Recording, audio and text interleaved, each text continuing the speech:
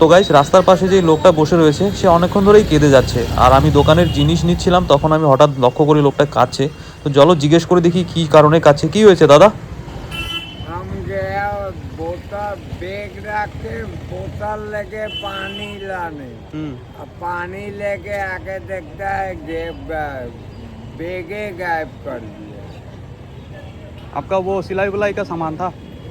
पूरा सामान उसी का अंदर है। মালগুলা কোথায় পাওয়া যায় শুনছি, আমরা টাকা উঠাইছি, कितना টাকা উঠাইছি আমরা। 11 কালীবাড়ি। কত টাকা লাগে? হ্যাঁ, টাকা কত লাগবে তাও? যাও হেল্প করবা। 2000 টাকা। 2000 টাকার মতো লাগে। হ্যাঁ, 2000 টাকা দিয়ে মানে দোকানে উঠাচ্ছো? কম ধরো অল্প একটু ধরো, হ্যাঁ, জিনিস হয়। আমরা টাকা উঠাই, হেল্প করার জন্য টাকা উঠাচ্ছি। আমি 200 টাকা দিচ্ছি। আমার হাতে দাও, ওর হাতে দিবা না, মত খাবে। আমরা দারু খায়? দাদার কাছে দিয়া। আমার কাছে তো আমরা উঠাই কিনে দিই। দাদা তুমি দারু খেয়েছো জন্যই তো এরকম হয়েছে। দাদার কখনো কাছে কখনো খাই রাত্রেবেলা। আমরা फिर কিনে ऐसे- দিই, আমরা সব দোকানদার উঠাই কিনে দিচ্ছি। তো জিনিস তো হারাবে, দারু খায় তুমি থাকলে পরে না, না, জিনিস দিনের তো বেলা হারাবে। খাই, রাত্রেবেলা খাই, দিনে খাই। আমি গেলাম সকালে জল জল আনতে, জল আনতে, আইসা দেখি দোকানের ব্যাগটাই গায়েব করে আছে। এই নাও দাদা, তুমি টাকাটা রাখো, ওদেরকে দিয়ে দিও। হ্যাঁ, আমরা উঠাচ্ছি 700 টাকা উঠছে। ঠিক আছে। তো ভিডিওটা দেখে কি বুঝলে? অ্যাকচুয়ালি তোমাদেরকে ঘটনাটা বলি, আমি প্রতিনিয়তই না আমাদের যে শহর আলিপুরদুয়ার সেখানে গিয়ে হোলসেল দোকান থেকে আমার দোকানের জিনিসপত্র নিয়ে আসি। আর এই লোকটাকে আমি ওই যে পিলারের নিচে বসে কাজ ছিল সেখানে দোকান লাগাতে দেখি, জুতো সেলাই করার দোকান, ছোট্ট একটা চটি পেতে সেখানে যেগুলো জিনিস থাকে পলিশ করার হাবিজাবি। তো আজকে আমি দেখছি লোকটা কাছে কি হয়েছে জানার জন্য গেলাম। আর আমি তো অ্যাকচুয়ালি ভিডিও, আমার যে মেন চ্যানেল রয়েছে হিন্দি চ্যানেল, যেখানে আমি আমার দোকানের বিজনেস রিলেটেড ব্লগ বানাই, তো সেখানকার ব্লগ বানাচ্ছিলাম।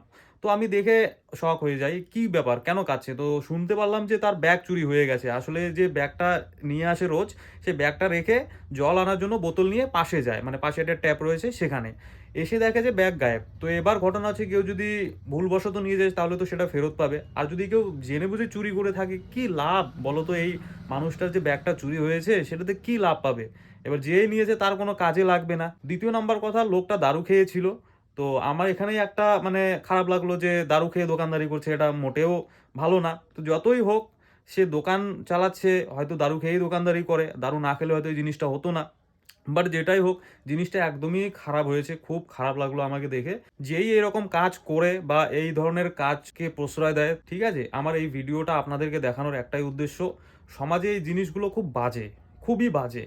আমি একটা ছোট্ট দোকানদার, আমি নিজেকেই রিলেট করে বলছি, আমার যদি দোকানের যে মালগুলো আমি একটা ব্যাগে নিয়ে আসি, সেই ব্যাগটা যদি আমি কোথাও রেখে একটু পাশে কোনো এমার্জেন্সিতে যাই, এসে যদি দেখি ব্যাগটা চুরি হয়ে যায়, তো আমার কী রকম লাগবে? বুঝতে পারলে? তো এই ধরনের ব্যাপার, যারা ছোট ছোট কাজ করে খায় তাদের সাথে এইরকম না করাটাই ভালো। তোমরা কি ভাবো সেটা আমাকে কমেন্ট বক্সে জানাবে।